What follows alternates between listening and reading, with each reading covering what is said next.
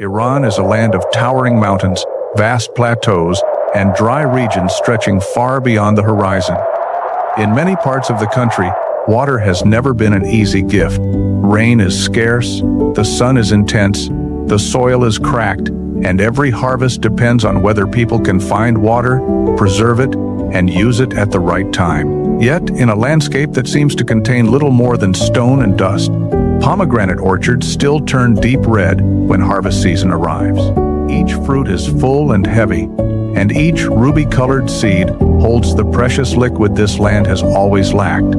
But the greatest mystery is not inside the pomegranate. It lies in the water that has kept these orchards alive. This water does not flow across the surface, sparkle beneath the sun, or form a great river that can be easily seen. Instead, it moves silently beneath the earth through tunnels first created nearly 3,000 years ago. This is not only the story of an irrigation system, it is the story of how a civilization found life in a place where almost nothing seemed possible. To understand the hidden waterways beneath Persia, we must begin in the mountains. During winter, snow covers the high peaks. When temperatures rise, the snow begins to melt. Some of that water runs down the mountain slopes, while the rest seeps through layers of soil and rock, gradually collecting in underground aquifers near the foothills and beneath alluvial plains. The ancient Persians understood that water still existed beneath the dry landscape, but it was buried too deep and too far from the places where people needed to live. If they built open canals, much of the water would evaporate under the intense heat. If they depended only on rainfall, villages and crops would remain vulnerable to drought, so they chose a more difficult path. They went underground. At the foot of the mountains, where underground water had accumulated, a deep shaft was dug through the earth. This was the mother well, the deepest shaft and the starting point of the entire system. From the bottom of the mother well, water was carried toward lower ground through a gently sloping tunnel. No pumps, no fuel, only gravity, elevation, and calculations precise enough to make the system work. Today, this ancient system is known as a Qanat. If this is the first time you have heard that ancient engineers could transport water for kilometers underground without using pumps, comment the word Qanat below. Nearly 3,000 years ago, the Persians created one of the most remarkable underground water systems of the ancient world. They had no modern drilling machines, no electricity, no satellite navigation, and no laser instruments. The workers relied on pickaxes, shovels, ropes, oil lamps, and knowledge passed down through generations. Starting from the mother well, they dug a horizontal tunnel toward lower ground. The slope of the tunnel had to be gentler than the slope of the land above it. As the surface gradually descended, the tunnel could move closer to ground level, while the water continued to flow steadily under the force of gravity. But the angle had to be calculated with great care. If the tunnel was too steep, the water could move too quickly, eroding the floor and causing collapse. If the slope was too gentle, the flow could weaken, sediment could build up, and the tunnel could become blocked. Along the tunnel, vertical shafts were dug at regular intervals.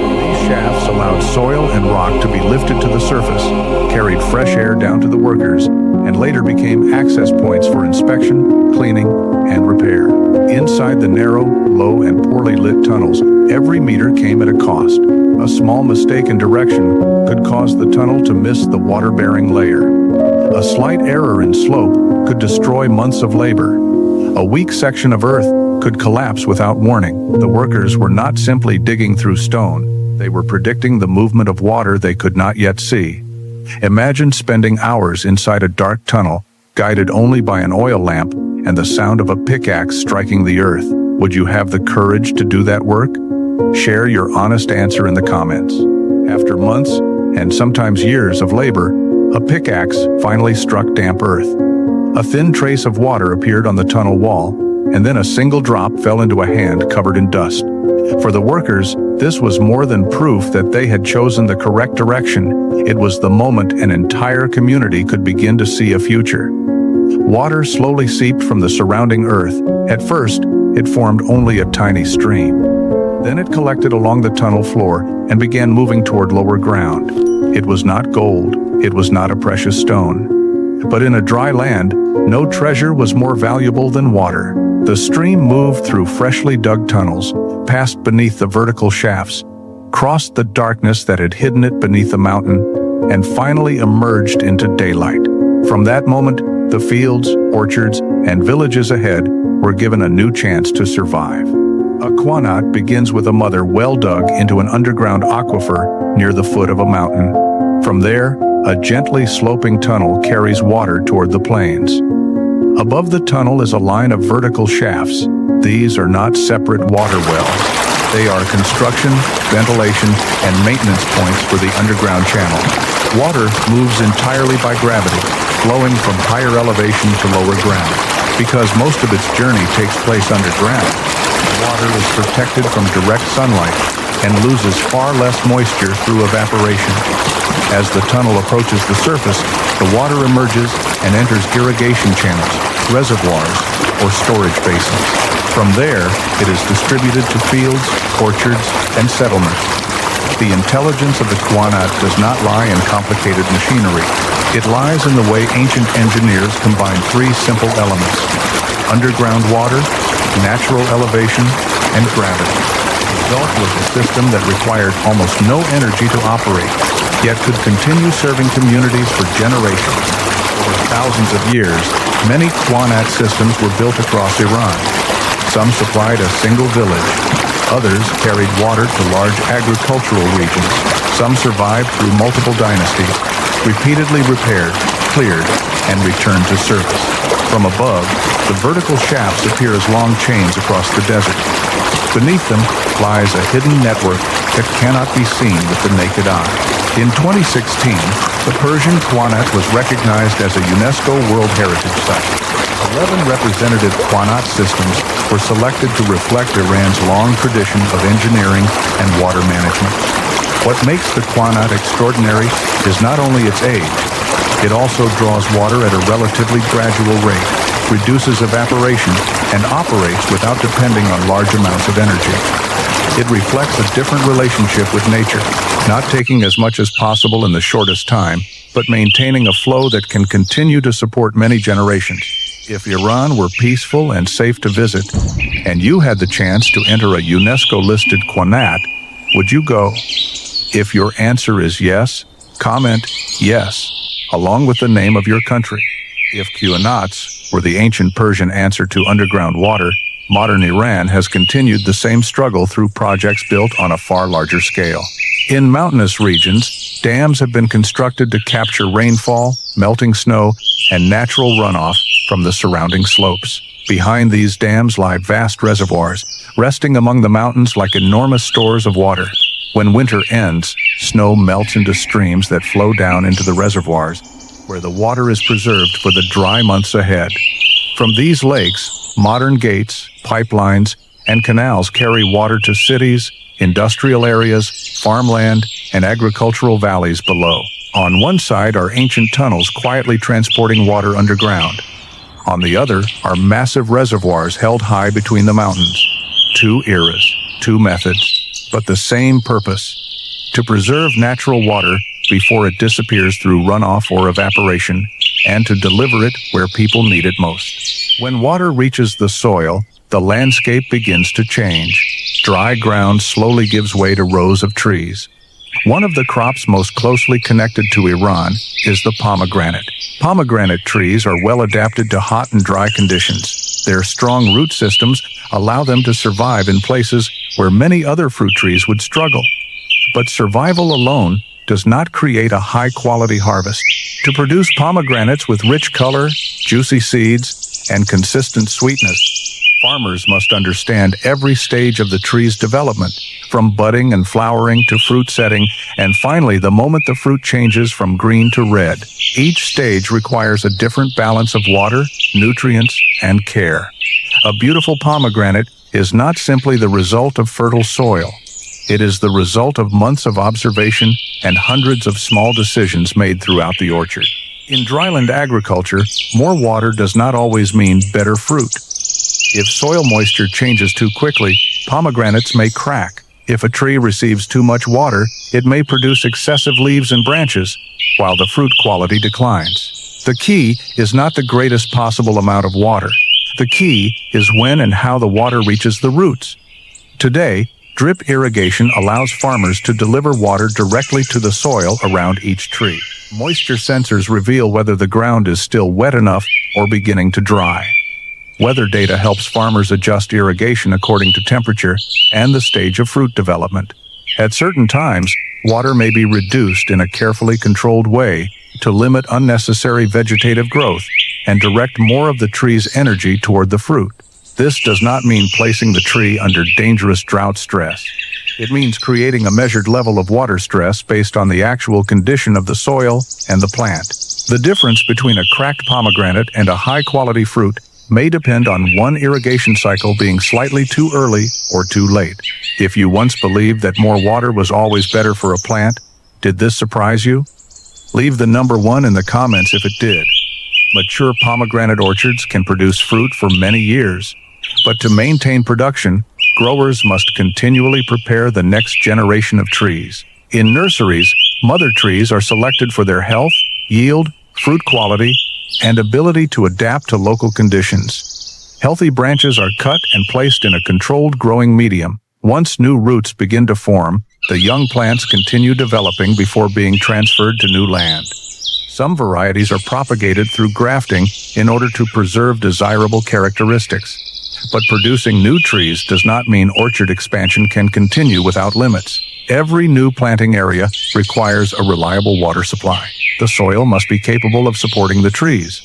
Irrigation systems must be prepared. Farmers must also consider whether they can care for the orchard for many years. Planting a tree may take only a few minutes. Keeping it healthy and productive requires a much longer commitment. A pomegranate orchard contains more than trees and farmers. It is a small ecosystem in which ladybugs and other natural predators help control aphids and harmful insects. When this balance is protected, the orchard can reduce its dependence on chemical treatments. Farmers inspect leaves, place biological traps, and intervene only when pest populations rise beyond manageable levels. For pomegranates intended for premium food, health products, or medicinal ingredients, the standards become even stricter. Water quality must be controlled. Soil and fertilizer use must be monitored. Every plant protection method must be considered carefully. The quality of the final product begins with the way the orchard itself is managed. After months of care, the orchards enter harvest season. Pomegranates must be cut carefully from the branches. If they are pulled too forcefully, the branches may be damaged. If the fruit is dropped or struck, the skin may crack and shorten its storage life. After harvesting, the fruit is graded by size, color, and surface condition. Pomegranates with an attractive appearance are sold as fresh fruit. Those with imperfect skin but good internal quality are sent for processing.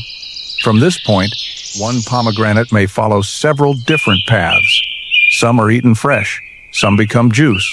Others are separated into seeds so that oil and valuable compounds can be extracted. Which do you prefer? Fresh pomegranate, pomegranate juice, or products made from pomegranate seed oil? Leave your choice in the comments. When pomegranates enter the factory, they begin a completely different stage of their journey. Receiving, washing, and grading are carefully controlled to remove unsuitable fruit. The pomegranates are then separated, de-seeded, and pressed inside a closed processing system. For NFC products, the juice is not reconstituted from concentrate. The goal is to preserve characteristics closer to the original fresh juice while still meeting food safety and storage requirements. Temperature, pressure, and quality indicators are monitored throughout production. After inspection, the juice is bottled, sealed, and labeled. From a dry agricultural region, the pomegranate travels through the orchard into the factory and eventually reaches consumers in many different markets. This is where traditional farming experience meets modern food science. After the juice has been extracted, the remaining parts of the pomegranate can still be used. The seeds are cleaned, dried, and pressed to produce oil. Pomegranate seed oil contains several bioactive compounds, including punicic acid, which is often classified as an omega-5 fatty acid. This material is studied and used in some skincare products, dietary supplements, and other applications. Even the peel contains polyphenols, pigments, and antioxidant compounds that may be recovered through suitable processing methods. Through deeper processing, the value of the pomegranate does not end once the juice has been removed. Each part of the fruit can become raw material for another process. This allows the crop to be used more efficiently, reduces waste, and creates more value from the same harvest. If you were surprised to learn that both pomegranate seeds and peels can be used, share this video with someone who also enjoys stories about agriculture and technology. 3,000 years ago, workers used measuring cords and experience to determine the direction of a tunnel. Today, engineers use digital equipment to inspect slope, water quality, and structural conditions. In the past, soil and rock were lifted by baskets and ropes. Today, damaged sections are reinforced using more precise methods. The tools have changed, but the water still follows the path opened by ancient hands. From the Qanat, water reaches the orchard. From the orchard, pomegranates enter the factory. The water flowing through an ancient tunnel meets the deep red juice moving through modern steel pipes. The past and present are not separate. They continue within the same journey. Water feeds the tree produces fruit, and the fruit continues to create livelihoods for people. A qanat may survive for hundreds of years, but it cannot protect itself. Sediment can accumulate in the tunnel. Shaft walls can collapse. Underground water levels can decline if extraction is poorly managed. Preservation, therefore, requires continued inspection, cleaning, and repair. Older workers carry practical knowledge of soil, water, and tunnel structures. Young engineers add modern surveying tools and digital maps. When the two generations work together, traditional knowledge is not lost, and modern technology is applied within the right context. Preserving a qanat is not only about protecting the shafts visible on the surface. More importantly, it means keeping the water flowing inside. As long as that water continues to reach orchards and communities, the system does not belong only to the past. It remains part of life today. From underground water, pomegranate orchards continue to grow. From those orchards come food, raw materials, jobs, and livelihoods. And from the knowledge of ancient Persia, the modern world receives a different way of thinking about water. A qanat is not a solution that can be copied exactly in every environment, but its underlying principles still matter. Understand the landscape before building. Reduce water loss. Use gravity instead of depending entirely on energy. Take water at a rate nature has a chance to replenish. In a world where more regions are facing drought and water scarcity, these ancient principles feel increasingly relevant. What do you find most remarkable about the qanat? The tunnel engineering, its ability to operate without pumps, or the fact that some systems have survived for nearly 3,000 years? Leave your answer in the comments. Nearly 3,000 years have passed. The names of the people who dug the qanats may have disappeared from history, but the waterway they opened still flows.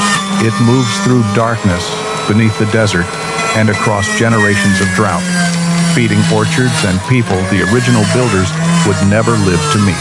Perhaps the most beautiful legacy is not something that makes the world stop and stare. Perhaps it is something that quietly allows life to continue. A stream that still flows, a pomegranate tree that remains green, a lamp passed from one hand to the next. If this story has changed the way you see ancient engineering, like the video and subscribe to the channel for more remarkable stories about human intelligence and endurance.